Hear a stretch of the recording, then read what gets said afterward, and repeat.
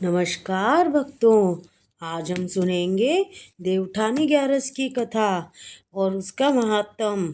अगर ये वीडियो पसंद आए तो इसे लाइक करें, सब्सक्राइब करें और कमेंट में जय श्री कृष्णा ज़रूर लिखें। हरे कृष्णा। कार्तिक मास के शुक्ल पक्ष की एकादशी को देवउठानी एकादशी कहा जाता है और इस एकादशी के देव प्रबोधनी एकादशी भी कहा जाता है। शास्त्रों के अनुसार देवउठानी ग्यारस के दिन भगवान श्री हरि विष्णु योग निद्रा की अवस्था से जागृत अवस्था में आते हैं।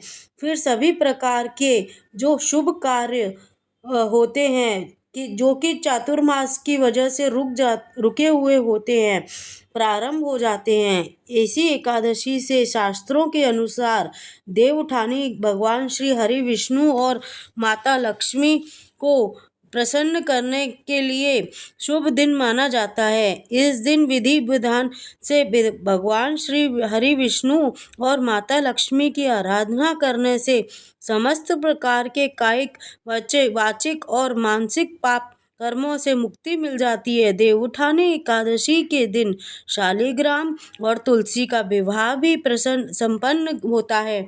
ऐसा कहा जाता है कि तुलसी विवाह संपन्न करने से सभी प्रकार की परेशानी जीवन में समाप्त हो जाती है।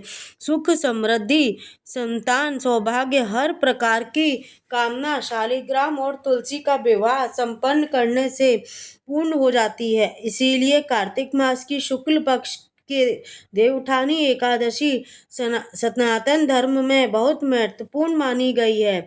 तो आज की वीडियो आप जानेंगे देवउठानी एकादशी साल 2024 में एकादशी तिथि कब प्रारंभ हो रही है या कब समाप्त हो रही है, व्रत हम कब धारण करें और पारण यानी व्रत खोलने का शुभ मुहूर्त। इस दिन हम इस प्रकार के भगवान श्री विष्णु की पूजा आराधना करनी चाहिए कि किन मंत्रों का जाप करना चाहिए और उन उपायों को करने से तुलसी जी का विवाह तक कब करना चाहिए। यह सारी जानकारी आपको आज इस वीडियो में मिलने वाली है। तो बहुत महत्वपूर्ण वीडियो है, इसे ज़रूर देखें। अच्छी लगे तो लाइक करें। आपसे लाइक हमारे लिए बहुत ज़रूरी है, एकमात्र जरिया है जिनसे मुझे पता चलता है कि यह वीडियो आपको अच्छी लगी है। और कमेंट में जय श्री कृष्णा ज़रूर लिखें। सबसे पहले जानते हैं एकादशी की तिथि कब प्रारंभ हो रही है, यह समाप्त कब हो रही है, व्रत हमें कब धारण करना है। लेकिन हाँ, अगर आप आंवला नवमी का व्रत करते हैं, आंवला नवमी का व्रत पूजा करते हैं तो आंवला नवमी और छठ महापर्व की वीडियो चैनल पर अपलोड हो चुकी है। कार्तिक मास के शुक्ल पक्ष एकादशी के प्रारंभ हो रही है 11 नवंबर 2024 को शाम को 6:24 पर समाप्त होगी। अगले दिन यानी 12 नवंबर को शाम को 4:04 ऐसे सूर्योदय कालीन अनुसार व्रत रखा जाएगा। 12 नवंबर को 2024 के दिन होगा मंगलवार। अब बात यह करें तुलसी विवाह कब करें।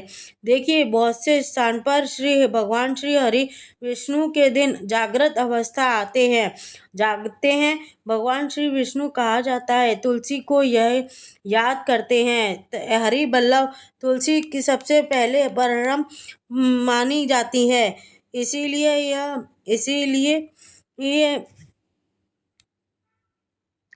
इसलिए उनका विवाह संपन्न करा दिया जाता है। शालिग्राम स्वरूप का और तुलसी का देवउठानी एकादशी एक ही दिन बहुत से स्थानों पर द्वादशी के दिन यह विवाह संपन्न कराते हैं। ऐसे में जो भक्त एकादशी विवाह संपन्न कराते हैं वह 12 नवंबर को तुलसी विवाह करेंगे। जिनके यहाँ द्वादशी के दिन विवाह संपन्न कराया जाता है वह 13 नवंबर को तुलसी विवाह करेंगे। ठीक इससे किसी भी प्रकार का कोई संशय नहीं होता। मतलब देखिए, शास्त्रों में कहा गया है कि अगर आप तुलसी विवाह एकादशी को नहीं संपन्न करवा पाते तो ऐसे में द्वादशी को भी संपन्न करा सकते हैं। फिर द्वादशी से लेकर पूर्णिमा तक किसी भी दिन कर सकते हैं। ऐसे कि मान लीजिए कोई पीरियड से हो या फिर आप किसी भी स्थान पर हो कि फिर एकादशी के बाद आप अपने घर आते हैं, तो ऐसे में पूर्णिमा तक, कार्तिक पूर्णिमा तक भी तुलसी का विवाह आप संपन्न कर सकते हैं। ठीक है, तो मतलब एकादशी मतलब देवउठानी एकादशी से लेकर पूर्णिमा तिथि तक एक किसी भी दिन तुलसी का विवाह आप कर सकते हैं। अपनी सुविधा के अनुसार आप देख सकते हैं। वैसे सबसे श्रेष्ठ होता है कि एकादशी के दिन तुलसी विवाह करना, क्योंकि ऐसा कहा जाता है कि भगवान श्री विष्णु जागृत अवस्था में आते हैं तो पहले हरि वल्लभ तुलसी की ही पुकार कर सुनते हैं, और तुलसी की शालिग्राम विवाह के बाद ही मांगलिक कार्य होते हैं, वह प्रारंभ होते हैं।